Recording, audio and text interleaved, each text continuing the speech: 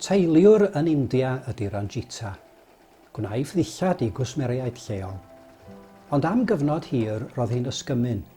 Wedi ei geni i'r cast isa, gorfodwyd Ranjita i wneud gwaith budur. Glanhau'r carffosydd a'r toileda am ychydig iawn o arian. Cae ei chaethiwo mewn tlodi a gwarth.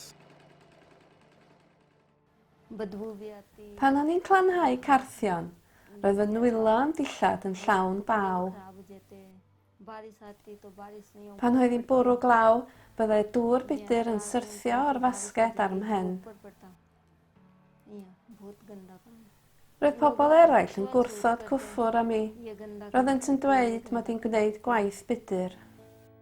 Cafodd Ranjita obaith wrth i Cymorth Cristnogol i dysgu hi am ei hawliau. Wedi ei grymuso, dysgodd sgiliau teiliwr.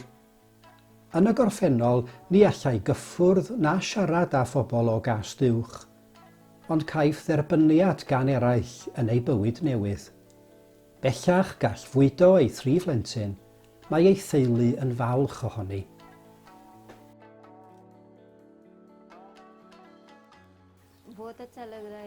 Mae cymaint wedi newid yn fy mywyd.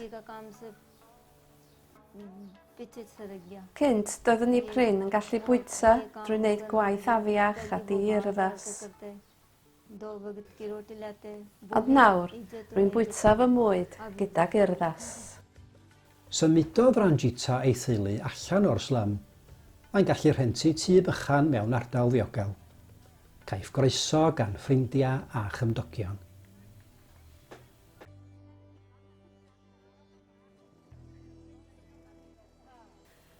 Rwy'n gwneud gwaith teilwra mwyn fy mhlant.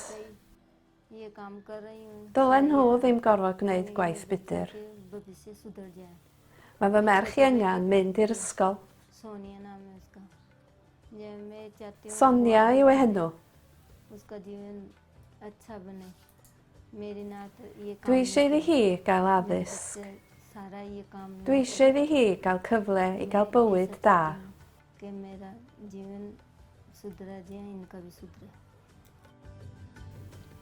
Gallwch chi helpu grymuso mwy o wragedd fel Ranjita i ddefnyddio'r hoddion a gawsant gan Dduw i godi ei hunain allan o tlodi. Rhowch chi'n Apêl Nadolig os gwelwch yn dda.